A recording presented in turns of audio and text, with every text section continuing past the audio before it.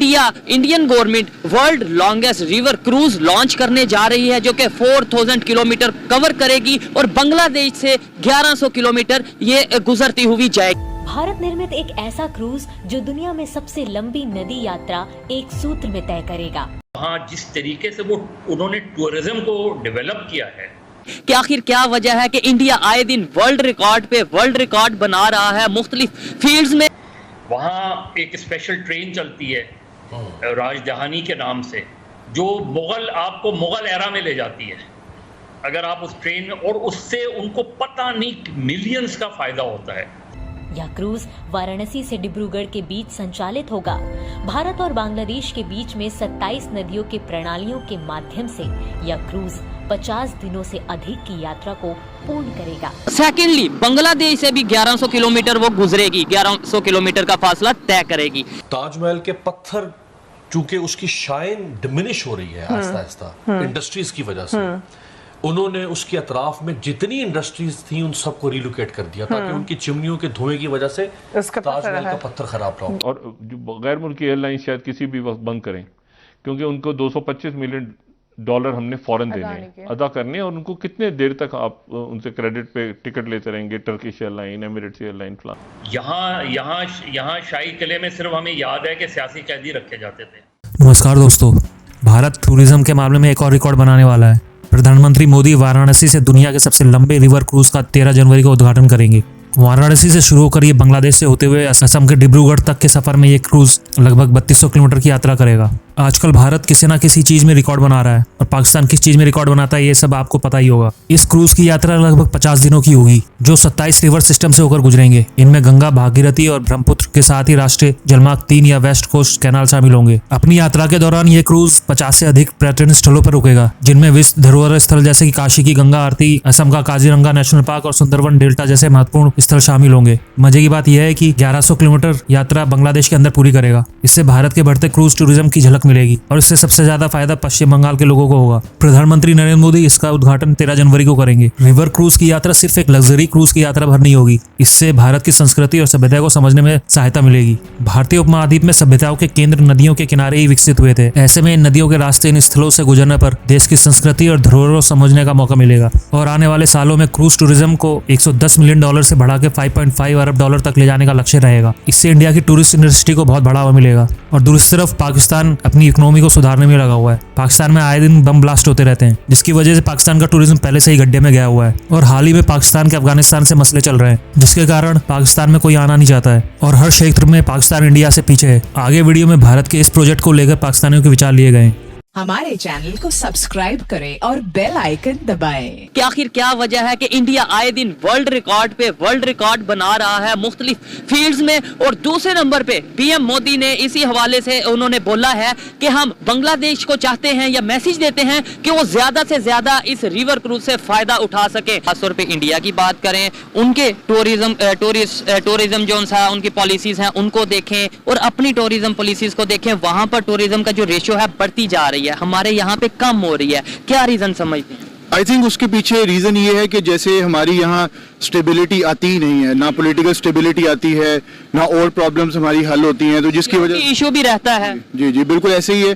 जो security issues थे पहले, हमारे काफी ज्यादा इंटरनल चैलेंजेस थे, जैसे इंटरनेशनल टीम्स नहीं यहाँ आती थी क्रिकेट की। अब ये है कि पॉजिटिव स्टेप्स हो रहे हैं, हमें आई थिंक पॉजिटिव आगे फ्यूचर के लिए सोचना चाहिए। आपकी बात ठीक है कि पिछले सालों में नहीं हुआ, बट आई होप कि इंशाल्लाह ताला फ्यूचर में काफी बेहतर होगा। जो इंडिया और बांग्लादेश की जहां तक बात है, तो वो हमसे तकरीबन उन्होंने 20 साल पहले इन चीजों पे काम करना शुरू किया था। मतलब मैं अभी आप मेरे टॉपिक पे या मेरे जो मैं बात करना चाह रहा हूँ उसके ऊपर अभी आए हैं। मैं ये नहीं कह रहा पाकिस्तान में क्यों कम हो रहा है, होना चाहिए डेफिनेटली। बात तो हम पाकिस्तान के लिए कर रहे हैं, लेकिन यही मेरा बात है कि वो क्यों इतना एडवांस चल रहे हैं, वो कैसे, उनकी पॉलिसीज क्या है, क्या वजह, क्या आप जो कह रहे हैं कि 20 साल पहले उन्होंने काम करना शुरू कर दिया था, हमने तब क्यों नहीं किया? यही तो मेरा पॉइंट है। जैसे मैंने बताया, उसके पीछे रीजन ये है कि हमने कभी भी कलेक्टिवली नहीं सोचा, चाहे गवर्नमेंट हो चाहे हम एज अ पर्सन हो, हमने कलेक्टिवली कभी नहीं सोचा। हर बंदा अपना सोचता है, चाहे वो आपके ऊपर हुक्मरान बैठे हैं या हम एज अ पर्सन, हम सिर्फ अपना पर्सनल। इंडिया इस वक्त सुपर पावर्स की लिस्ट में मौजूद है। बिल्कुल इसी तरह वहाँ जो दिल्ली फोर्ट वगैरह है, उसमें अगर आप जाएं तो उसमें बाकायदा नाइट शोज होते हैं, ये होते हैं। यहाँ शाही किले में सिर्फ हमें याद है कि सियासी कैदी रखे जाते थे। उसके अलावा शाही किले को कभी हमने अच्छी तरीके से प्रेजेंट ही नहीं किया। हमने शालीमार बाग को अच्छी तरह प्रेजेंट नहीं किया। और आगरा जब मैं ताजमहल गया तो उन्होंने ताजमहल के पत्थर, चूंकि उसकी शाइन डिमिनिश हो रही है आहिस्ता आहिस्ता इंडस्ट्रीज की वजह से, उन्होंने उसके अतराफ में जितनी इंडस्ट्रीज थी उन सबको रिलोकेट कर दिया ताकि उनकी चिमनियों के धुएं की वजह से ताजमहल का पत्थर खराब ना हो। आप वहाँ गाड़ी लेकर नहीं जा सकते, वहां से इलेक्ट्रिक व्हीकल्स हैं जिनके ऊपर बैठ के आप वहां जाते हैं ताकि गाड़ियों का धुआं भी ना निकले। और आप अगर जयपुर में जाएं, आप अगर यकीनन गए होंगे मदर साहब, तो जयपुर में आज भी उनके वो जो राजाओं महाराजाओं के जो कले थे, आज भी वो कले उनकी फैमिलीज के पास भी हैं जी। गवर्नमेंट उनको फैसिलिटेट करती है ताकि आप इनको मेंटेन रखें, प्रिजर्व रखें। उनमें से कुछ होटल्स में तब्दील कर दिए गए, बहुत शानदार, और दुनिया के महंगे महंगे होटल्स वहां पे हैं जो एक्चुअल उन कलों के अभी मेरा ख्याल है उसे पिंक सिटी कहा जाता है। पिंक सिटी, बिल्कुल, गुलाब वादी उसको कहते हैं, पिंक सिटी। पाकिस्तान की पब्लिक इस हवाले से क्या राय रखती है? बांग्लादेश के लोग या बांग्लादेश इस रिवर क्रूज से क्या फायदा उठा सकेगा? इंडिया को इस रिवर क्रूज से क्या फायदा होगा? इंडिया ने एक वर्ल्ड लॉन्गेस्ट रिवर क्रूज बनाया है जो कि वो 13 को जाके लॉन्च करेंगे उसको, जो कि 4000 किलोमीटर का फासला तय करेगी। और इसके अलावा टूरिज्म को बहुत ज्यादा प्रमोट किया जाएगा उसके थ्रू। सेकेंडली, बांग्लादेश से भी 1100 किलोमीटर वो गुजरेगी, 1100 किलोमीटर का फासला तय करेगी। क्या कहना चाहेंगे? इंडिया रिकॉर्ड पे रिकॉर्ड, वर्ल्ड रिकॉर्ड पे रिकॉर्ड बनाता जा रहा है मुख्तलिफ फील्ड्स में, और उसकी रीजन क्या है? बिस्मिल्लाहिर्रहमानिर्रहीम। सबसे पहले तो आपका बहुत शुक्रिया। सर, मैं थोड़ी सी ना बात को लंबी हो जाएगी, बट मैं आपको कोई मसला नहीं। देखने वाले चाहते हैं कि कोई एजुकेटेड बंदा और उससे ज्यादा से ज्यादा बात सुनी जाए और उसकी बात देखी जाए। असल में ना हमें थोड़ा सा इस चीज को इंडिया के साथ कंपैरिजन से हट के देखना है। ठीक है। इंडिया के साथ कंपैरिजन दो वजूहात पे इस वक्त हम नहीं कर सकते। एक तो उनकी जो पॉपुलेशन है, या कह लीजिए कि जो उनकी ह्यूमन रिसोर्स स्ट्रेंथ है, वो हमसे मैनी टाइम्स ज्यादा है। उनका जो पर कैपिटा इनकम है वो हमसे कहीं ज्यादा है। ठीक है।